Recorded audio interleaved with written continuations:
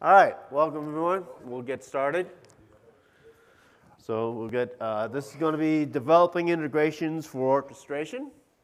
We're going to basically be talking about DaVinci. So start off with introductions. I'm John DaSilva with our professional services team. Been with Ping 11 years. And some of you may already know me from either the community or you were fortunate or unfortunate to either listen to my prior recordings or attend one of my training sessions. There's a library of them, a huge catalog. My name is Glen Morgan. I've been with Ping Identity for 7 years. Started out in product management. I managed all of our third-party integrations. So if you integrate it with like Ping Federate, Ping Access, I manage those integrations. Now I'm part of the solution architecture group, and our team is responsible for building the platform that enables community, partners, and service providers to build connections into their services using DaVinci. So our agenda is basically going to be why orchestration, what is it, but we're going to focus really around what our connectors for. You know, these are, as you'll see, is our key building block in building out these orchestrations. And so we'll talk about a process that we've put in place to help our partners and potentially our customers in building these connectors and making them available. So what we're going to talk about is that process for the most part, and then how do you get a development environment? One of the things we really did here with DaVinci, very much thanks to Glen and his team, is in providing effectively a framework. I mean, all of our products in one way or another either have APIs or SDKs, and it's always been, you know, you could build plugins and extensions into it, but you had to effectively build your own development environment to build the extension. Well, in this approach, we basically give you the development environment for you to build the extension, and that's what we're going to go is over that development environment, and then do a brief demo on building those connectors. And just like with any SDK or API, there's a certain interface, certain approach you need to do in building out those connectors, and we'll kind of cover that at a fairly high level. We're not going to get too deep into it because we just don't have time. You know, it would be a couple of hours worth to get in there, and we're not going to get too deep into the code. We will kind of look at it briefly, but and more talk about it than writing a lot of code here. That's not our objective here. And then finally, we're going to do a demo of essentially this process, specifically the tools that you're going to, that we've made available for you to be able to build connectors. So why orchestration? Well, it's really about, you know, and orchestration conceptually is not a new concept, okay? Because if you really think about it, we are always trying to tie things together, and we've done it in Ping's products in many different ways. We've called it different things, but the idea is that we're trying to walk through some sort of flow, through some sort of experience to get to a destination. Obviously, the most common one that we're kind of see a lot, especially from a Ping perspective, is authentication. You know, what do you need to go through to do authentication? How do we verify it's you? Do we need to apply things like risk and so forth? And so what orchestration allows us to do is to build out these, diagram it out in a no-code, low-code approach, but it's really about picturing it. And you'll hear it from us a lot, is that essentially if we can whiteboard it, we can basically orchestrate it. And that's really the key, is because we're trying to build a picture. Now, and what the connectors do in building this picture is allow us to get into those integration points. Because ultimately, the picture by itself is not going to do anything. It's what we're connecting to, and that's where the connectors come in. Okay? It's really, the idea is to simplify services integrations to make them simpler. Did I cover enough? I think you covered, yeah. Without overdoing the marketing piece? No, you did well. Yeah, really, we've done integrations, like you said, a number of different ways before, and it's always kind of been a high code barrier. You really need to get in there. And hopefully what you're going to take away from this at the end, I don't think it's having built a lot of connections. It's never been easier to integrate into a service if you want to build your own integrations, or we're going to have a catalog. So typically, if you were doing Ping Federate connectors, we might have had, 50, 60 connectors total. Like, we're aiming to have 1,000 connectors into different SaaS services, utility connectors, within the next couple of years. 300's the target for this year alone. So essentially, this is what connector does. So this is the picture, okay? And each of these blocks in this picture is essentially a connector. It's gonna, now, we are reusing connectors, so I'm not going to have to necessarily build 15 different connectors. I can reuse a connection, but do different things, because a connector provides a set of capabilities, things I can do with that service. And what my reuse of it is being able to essentially leverage that at the appropriate point in the flow, in that experience that I'm trying to provide. And it's not just the user interaction experience, which of course is important, but also doing things behind the scenes and making that part of the flow in a seamless way. And the goal is really to make that, make these essentially basic building blocks that allows us to tie it together to build these complex flows.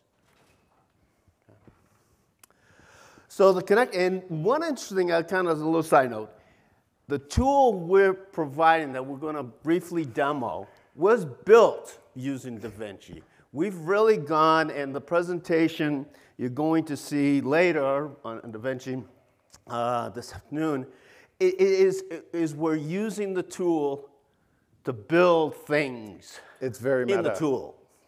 Okay. It's very meta. Yeah, it's very meta. So. Okay. So you do need to have essentially a development environment. So that's key. As I said, that's really what we want to make this easy.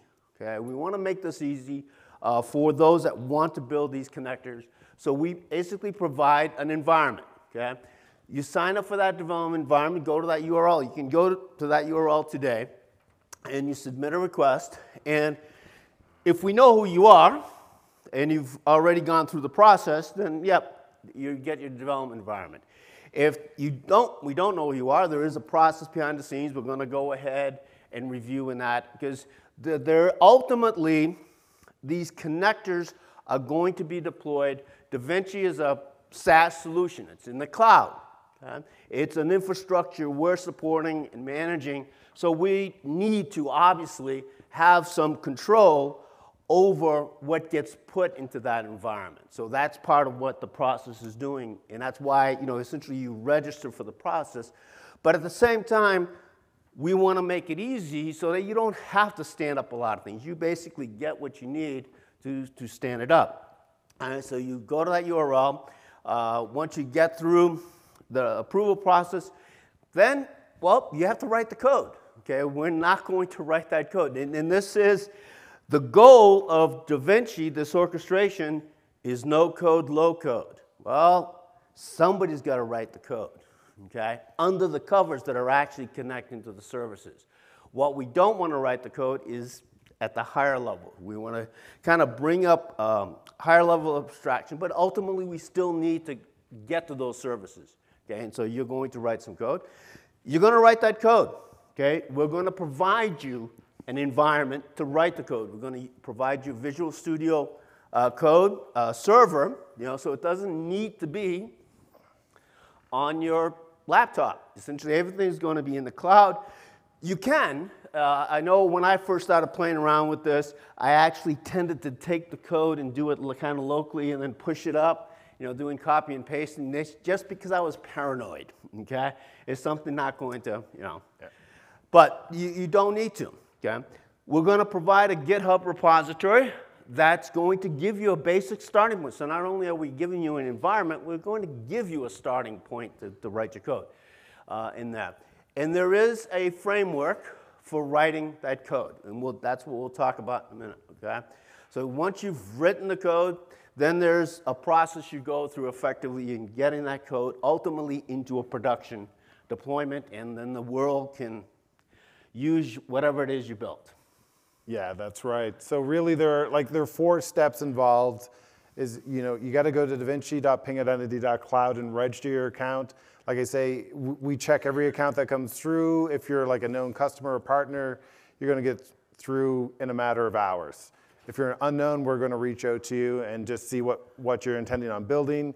You'll stand up a new project. And one of the nice things is when you get this development environment and you're building a single connector or 10 connectors, we're going to stand up an environment per connector that you want to build. So you're going to get a full DaVinci admin console. You're going to get all the microservices backing it. You'll have that sort of isolated development experience. You can do whatever you want. If you burn it, you delete it, you destroy it, you're not really impacting anything else. All of those code files will be saved and hopefully back up into Git so we can preserve it. So if say we have 10 developers in the company. Yeah. Who request these, so it will be 10 different development environments, or it will be an environment for the company? That's a great question. So we have accounts. So when you register 10 developers will get different accounts. But then each project that you stand up, so each connector you're going to build, that can be shared. So if you have 10 developers working on one connector or on 5 connectors, you can share those environments so they can work together. Yeah. So it really depends. So I would go is that you would have an environment per connector. So if you got 10 developers and they're working on 10 different connectors, then yes, you would have 10 environments because everybody's kind of doing their own thing. But if you have 10 developers working on one connector, they're basically going to write different parts and they can work effectively in the same environment, and build a connector. And it's all controlled through, GitHub source control. So, we've got all the tools that you need. That's right. So once you write your code, you can test, like you can deploy your connector in that isolated environment. You can go through, you can test it in flows. And once you're happy with it, and you write your documentation, of course, that's going to be going into our integration marketplace. You can go through that certification process where it will be reviewed by our engineering team, and then it will get moved into production. Yeah. And that's a key point. I mean, we are going to require that you write documentation. Yeah. We're going to require that you write test cases because we're going to put this into a pipeline and feed it into our environment, and we need to verify, your code. So and there are some base requirements on this. Okay. Now, if you just want to play, and this is something we did recently, is you can set up a play environment where you still get the full moment, but now you don't get a GitHub project. Yeah, that's right. Because you don't need to. You just want to learn. Let's say if you just want to learn, which is great because initially, when I first started doing this, I was creating multiple environments, and I, decided nope, I didn't want that, and if for every one of those, I got a separate project, and it was kind of a waste of resources. Yeah, I think through our combined enablement sessions, we're probably responsible for about 400 or 500 GitHub repositories for the same connector that we've been delivering the training for. So our system admin's like, maybe you want to turn that off. Yeah. So it will be there for you. So the basic, so you're going to be writing JavaScript. That is fundamentally the framework. So for those of you familiar with our products, that's probably the key difference here. Like if you've written extensions and ping federate, ping access, ping directory, it's Java code. Well, the framework here for DaVinci is JavaScript. Specifically, the framework we're using is Node.js. Okay? But essentially, it's what you're writing is JavaScript. So if your developers are Java developers, they're going to have to learn JavaScript. And the only thing those two have in common is the name. Okay? And that's it. They have some of the same concepts, but it is definitely different languages. So, in the past, I generally tended to do very basic JavaScript, generally in a browser. Here, we're talking about server-side. Okay? It's not about writing JavaScript that's going to execute in the browser. It's really server-side code that we're writing. So there are different things, and some things that you want to take advantage of. There are two key building blocks that you need to do. The first one is the manifest.js, which basically describes what your service is, okay? What capabilities it offers, what information needs to be provided to it from a configuration viewpoint, because again, somebody's going to take your connector and plug it in, and they're going to configure it in that flow that they want to use that connector in. So what are those requirements? And the outputs that are going to come out of your connector, because your connector is going to connect to somebody else's. We're going to tie these together. So you have a set of inputs you need, and you got to produce a set of outputs. So that's what the manifest.js essentially describes, is what that is, that integration. Then the next key building block is the index.js. And this is really what loads up your connector, initializes it in the environment, and effectively is where technically your capabilities code exists, what actually does the work. Although you'll see in an example that we encourage you to take that and actually put it into a separate JS. So leave the index.js as bare as possible and do the real heavy lifting in your code in a separate, or probably more than one file in a set of functions that you're going to call. Okay? So those are the two key building blocks. Yeah. So what we're going to do is to demonstrate a very basic process connector. So I built out a connector. I'm calling it the base64 utility connector. And essentially what this does is it allows you to pass it in a string, and it'll encode it as base64. And pass in an encoded string, and it'll return you back the original text, whatever it is. And I wanted to make this kind of a utility type thing that I could integrate into an existing flow.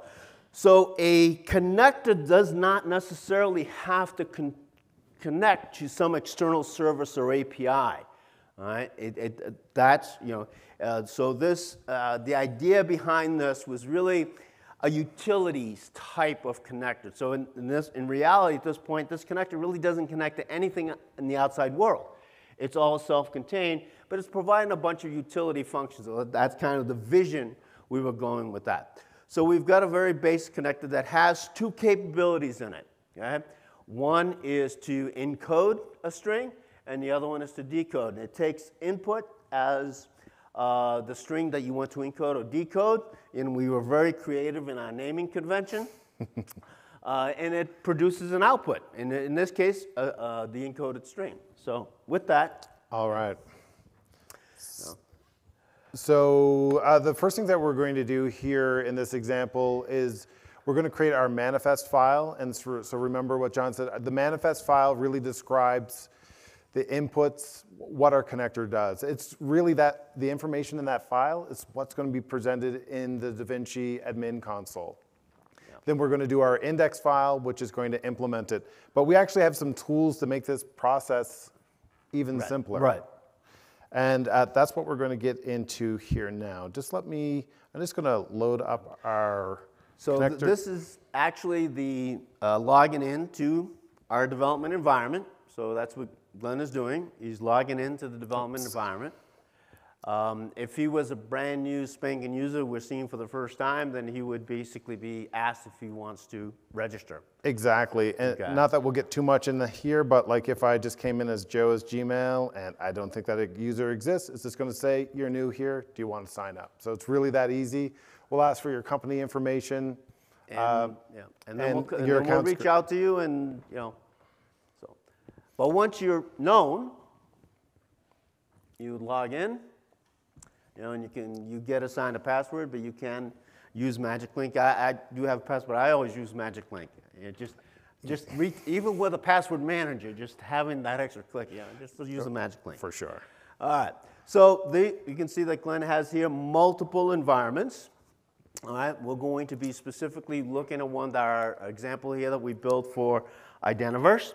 So the first thing we'll look at is the manifest.js. And so we have a tool to build that. Now, we've already built this, okay? So this has already been done. So we're going to kind of take a shortcut. We don't want to walk through, building that. So he's going to take the manifest.js And he's going to launch the our connector builder. our project generator. It's been project rebranded, John. Okay. Oh, project generator, which is, and I want to stress, this is built using DaVinci. Okay. So it pops up and you can walk through. So if you have an existing manifest, and this is definitely something that you would do. Let's say you start building out a connector and you build out some capabilities, and then you decide 3 months down the road, or next week, that there's some additional capabilities you need. You can come back in here and essentially do what we're doing here. We're going to import that JS, because there's a very specific structure, and that's part of the reason why we have this tool, because there's a very specific structure to this manifest file. And so the manifest at the top is essentially you describe what is your utility, what it is, give it a name. The name is unique, give it a description, some documentations, and so forth. Then you need to effectively define probably a first starting point. Conceptually, you want to come in here with some idea of what you're doing. Okay, so we have those two capabilities. I wanted to build two capabilities. That I knew up front, an encode and a decode capability. But I also had inputs that I needed to pass into those capabilities, the strings that I wanted to encode or decode. And so the first thing I'm going to do is basically build out the properties. Okay, that's what we call them in the user. And these are going to be presented to the person who's using your connector in DaVinci. So essentially, this is the information that they need to be able to essentially configure your connector, configure the capabilities. And so I needed two. I could technically have used one. Okay? There's nothing says that I need to have a separate string for each capability. But I want to make the names as self-descriptive as possible. So I created two properties. You can pop on one. And we'll just take a quick look and view the JSON. It's basically just JSON.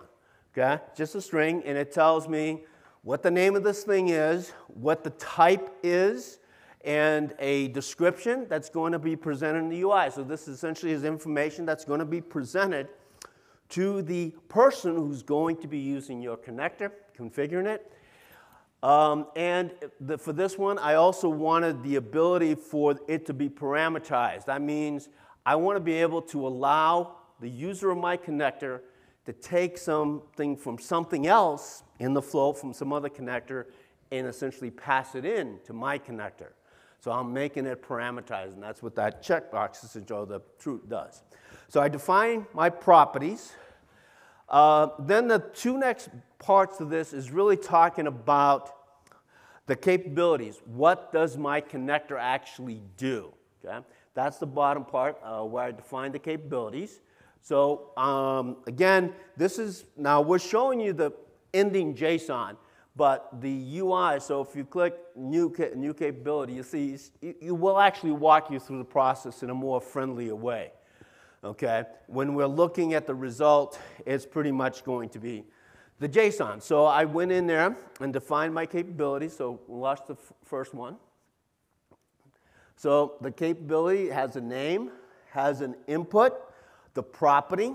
So I selected the property that I want to be the input. The output is not defined as a property, because again, this is going out. But you do define what type of data is being processed, and that's going to be part of my output schema, assuming that your connector needs to produce some output. If it doesn't, then you don't define output. But if your connector does, then it's probably a good idea to define some output. So that's basically defines the capability. Okay, go back. The last part of this configuration here is this connector configuration properties. So there's really two parts to a connector being used in the flow. There's when you define it, essentially what you're going to do is you're going to create a connection. Very creative in the names. You're going to create a connection, and that's what you use in your flows as a connection. And your connection, when you create that connection, there may be some initialization of the connection itself. So let's say your connection calls some API.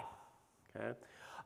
And so one of the things you may need to be configured up front is where's the API sit? What's the URL for the API? Maybe some authentication key or token or whatever. So it's kind of general information on how to use this. And I can create multiple connections. I'm not limiting to creating just from one connector a connection. I can create multiple ones. And so these configuration properties are those connector configuration properties. You still define them as properties, so you're not going to use them in capabilities, but they're going to be part of the UI that when the person who's going to essentially use your connector, when they create a connection, they'll be prompted to essentially fill in this information. In our particular case, we don't have any of that. Okay, there's no, it's all kind of self-contained. We're not calling external services, so there are no connection properties needed for what we did here. So that's why we didn't put any. Okay? All right. So once you've done that, now you need that manifest to be updated, and you need the index.js. And that's basically the next step, is to take those files. All right, so what we've gone through is we take what you configured and generated a new manifest.js for your deployment based on what you defined. And we've also generated an index.js. Optionally, on a manifest.js, you can request that comments be inserted into it to kind of explain it blocks. Okay? Not required. And then what you would do is you essentially would copy this into your development environment. Okay? So when we first start off with the base development environment, there actually is a basic connector out of the box. Okay? And there is a manifest file there. So you have essentially those building blocks. So then you go into your editor, paste the code, paste the manifest, and you can pretty much just leave the manifest as. On the index.js, you're going to go in and write your code, and we will put comments in the code as to where you need to put your code. The rest of it essentially is the framework. There's a framework here, and that's what the rest of that code is. It's that framework. Okay? So we put a comment as to where you're going to insert your code, and you can put it directly to the index.js, but our recommendation is try to keep your index.js as clean as possible, because especially if you're going to regenerate it, come back and generate another one, update the manifest, and essentially separate it. So what we did is we created a utilities.js file, and that's where we're doing the work. Okay? Now, this is fairly straightforward, easy to do.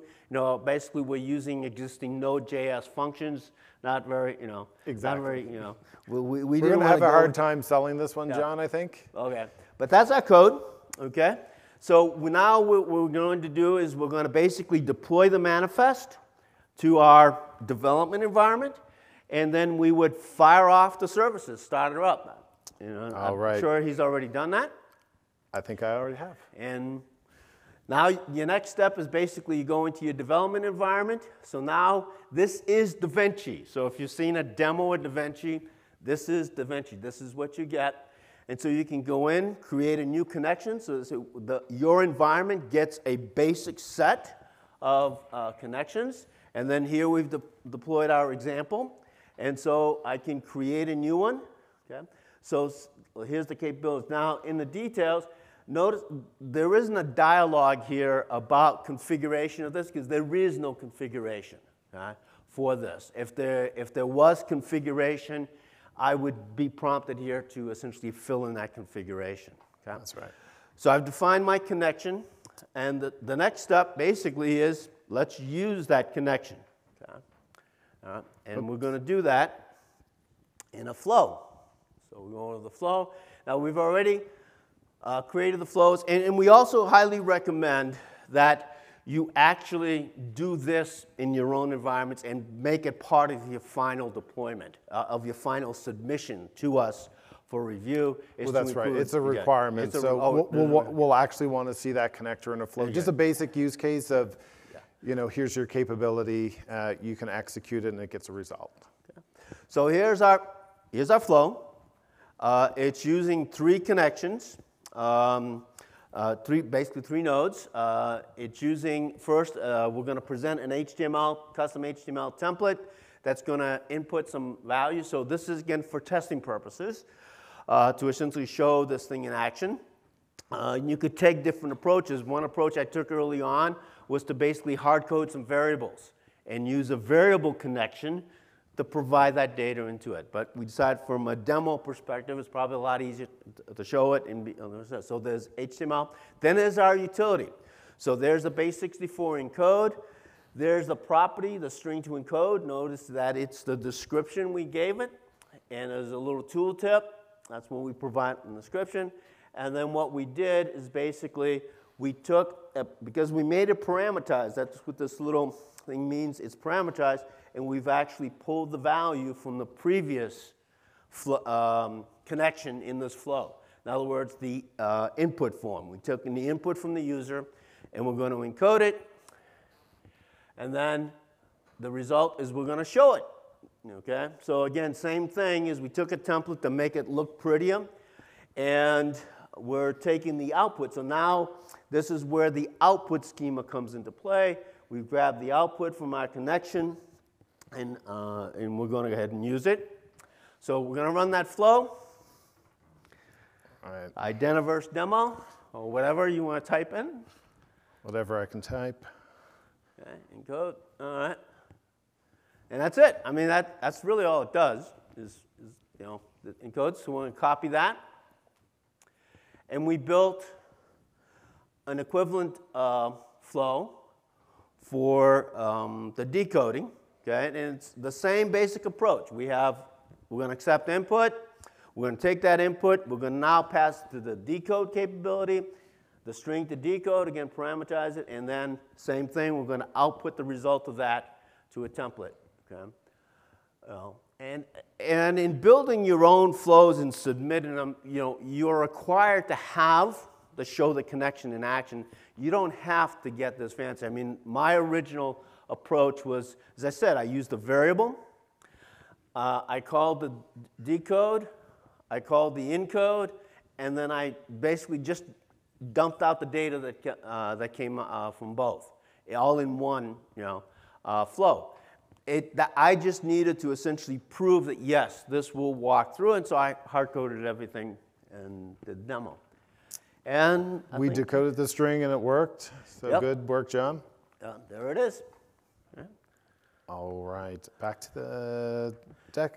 And that's pretty much, we're ready for questions. One of the things, this was a very simple connector that we built. Most of the connectors that you're going to create are going to talk to external services. So there's going to be a lot of API integration. If we go back to that project generator, when you're creating a new capability, one of the screens is it's going to ask you, is this an API call? Because that's mostly what we're doing here. And you just hit yes, and it will create that HTTP component. You just have to go in literally and uncomment some code. Like, is this a get, a put, a patch, a post? Yeah. What are your parameters? And write what data do you want to come back from your API request? You may not want the whole thing. You may want just parts of it.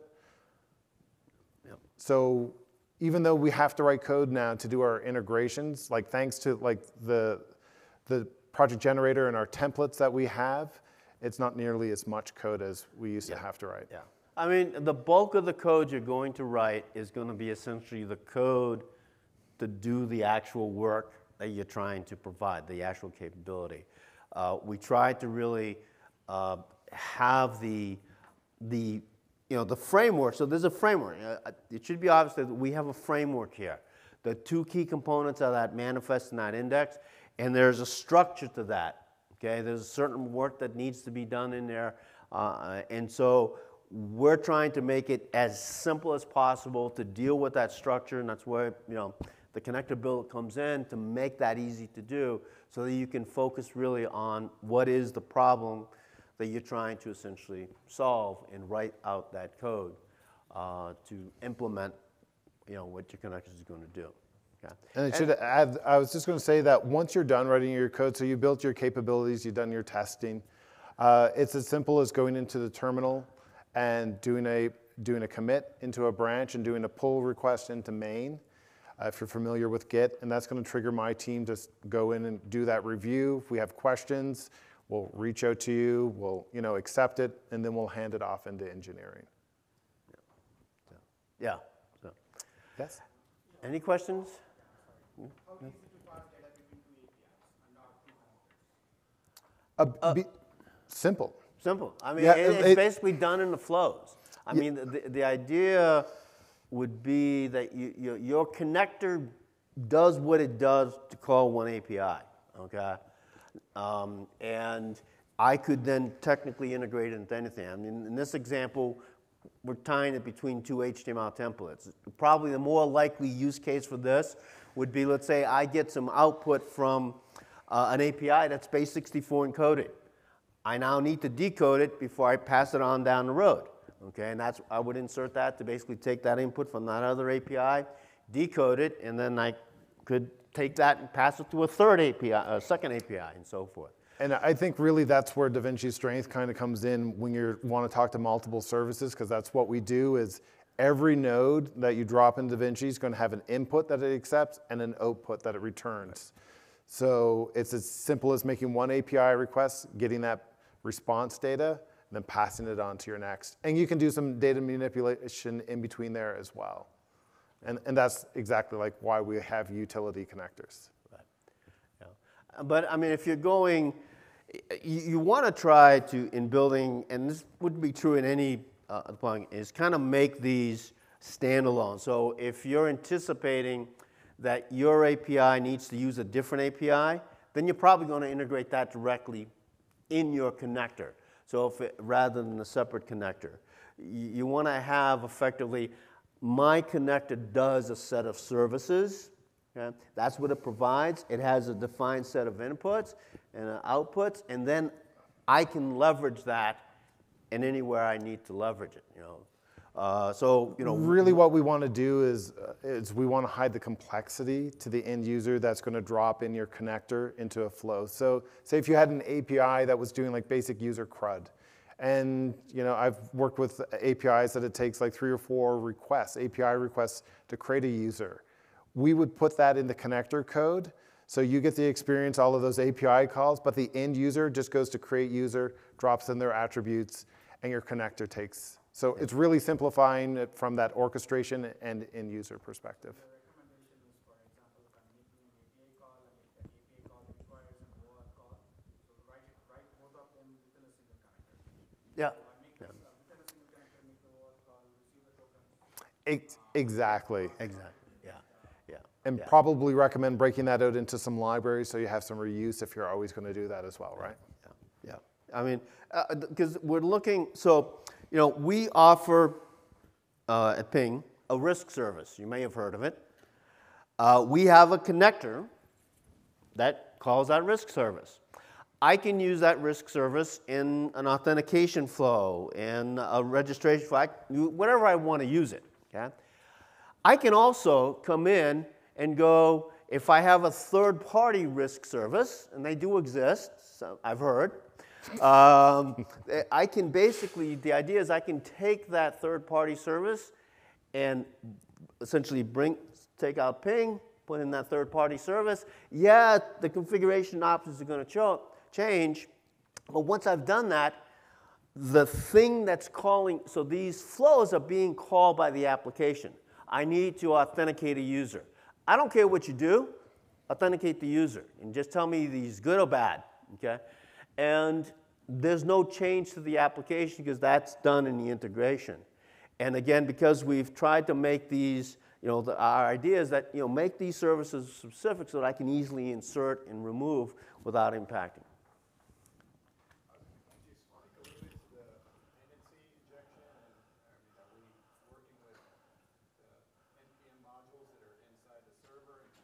No, you can certainly, so if you go into the project and you go into the packages, you'll have your NPM list. You can go and you can add your own.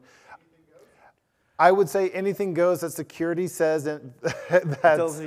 So we've certainly been working with partners that are bringing in their own packages. We haven't run into any issues because most of it are going to be, if it's NPM, it's like standard packages as well. But And your connector is going to run in a microservices that's kind of self-contained. So, But we will review it. I mean, Yeah, if you yeah, you it can will go insert through- your stuff. You guys are moving with the versions as it goes? no. So your connector that you build and publish is going to be, if you own it, you're going to have sort of full lifecycle management over that connector. So if you needed an upgraded package, we're not going to go in and change it because we don't know what downstream effect that's going to have on your end users. Your package itself at the root level is also going to be progressive. Because this is all running in a microservice, what's going to be running in your connector is your package.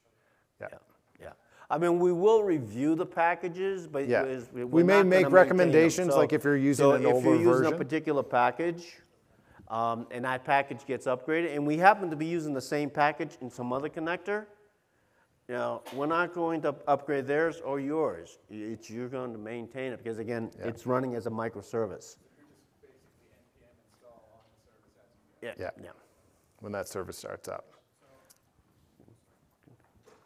SaaS products, you said mostly external APIs. Maybe you see this question coming. That's why I want to use this for internal APIs. Do I have to publish my connector as everyone, or can I have? So currently the way that connectors work is connectors, when you publish it into production, it's available to all tenants. That's not what is on our roadmap. But so product management is working at isolating that. So if I build like a Glencoe connector that's my API and I don't want John to have it, that I can isolate it to my environment. So, So those are features that they're scoping out, and it's certainly something that customers are asking for. I've beaten on our product manager several times on that exact use case because that's definitely something we see. Yeah. Today, no, it's public. But again, initially we're looking at this as primarily different services. You know, as I said, risk services, but anybody's welcome.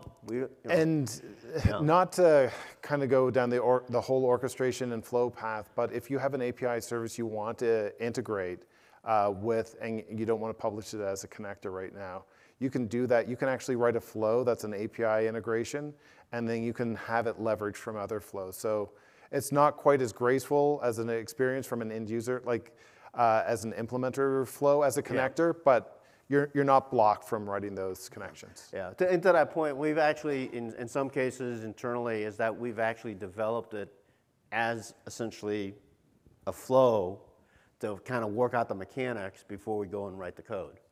It's documentation for your connector, right? You map it so out. you could do it, yeah. So you could do that. So at this point today, if you had a private service, then it would basically be in a flow because there's a connection that allows you to make API calls.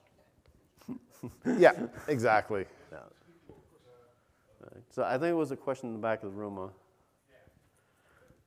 you model complex flows, let's say multiple conditions, parallel transactions, parallel RPCs? How do you get model? Can you, right? That's Well, probably, we have some recommended best practices, and I think he's going to bring up an example. of Yeah. that. So we have some recommendations because you have the opportunity to make it look like the worst looking spaghetti code in the world. which is probably what I'm going to show you right now, so Okay. don't be too afraid. But there are, so Yeah. we've outlined some best practices on how to essentially kind of deal with that to simplify. Yeah, and actually, I was looking for it. We actually have a set of docs that are coming out that are Yeah. going to give kind of best practices for how to break off, how to do looping, when to break your complex flow into smaller flows. Because you can So use that's gonna be- subflows and Yeah, I don't think that has been added to our developer guide yet, but that's going to be coming soon. Yeah. So, but that's a good question. I mean, I look at we talk about no code, low code, and our goal is here, but ultimately, conceptually, you are writing code. What we're doing is at a much higher level of abstraction with essentially pictures.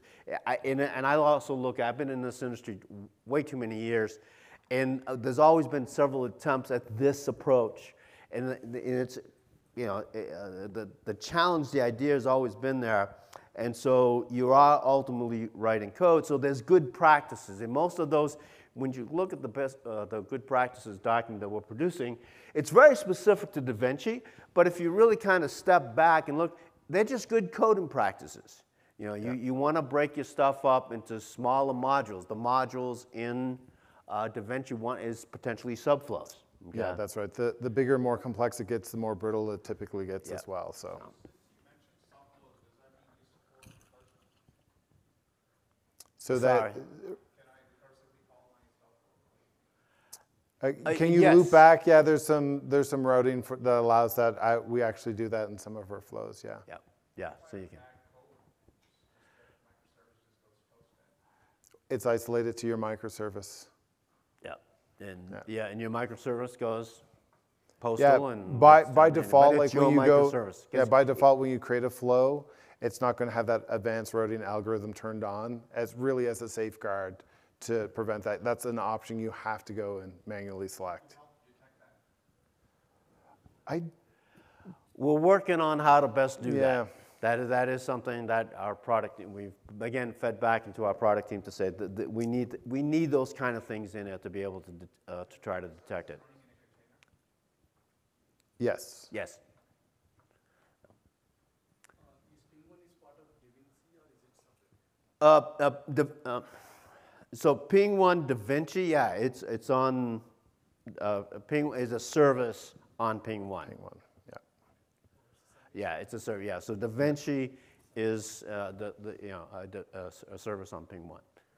Yeah, and so it can use our other services. So there are, I mentioned the Ping1. There's one Ping1 Risk. It basically is using the Risk service.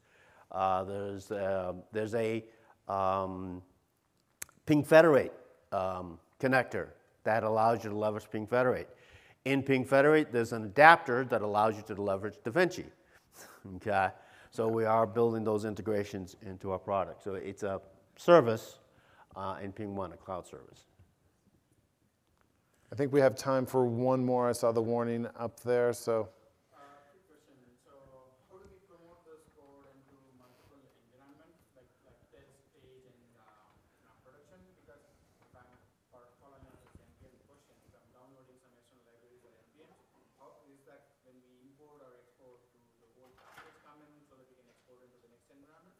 So what's going to happen is that promotion into the multiple environments before it gets into production, that's going to be handled by our engineering team. So you would make your code change, you would commit that into GitHub, you do a pull request, we'll review it, and then we'll promote it into, and we have a number of different, we have like a demo environment and a marketplace, which will add you to it so you can go and qualify it at that point, and once it goes through all those gates, that's when it hits production. That's for the connector. Using consuming the connectors, you don't control how I use them. No, No. I mean, yes. All right. No. Yeah, so yeah, if Yeah. from you using the connector, no. It's when you use it in your DaVinci flows. Or whatever connectors, I mean, there are licensing constraints. It all depends on how much you buy, and we'll be happy to sell you however much you want to buy. And that's the extent of my sales pitch. All right, I think that's it. Thank you very much. I really appreciate your time. And if you have any questions about this, just we'll reach be out to around. us. And, as I said, and there's going to be another session that's going to go more into how we leverage it, how you actually make it fly and do all these wonderful things. Great. Thank you.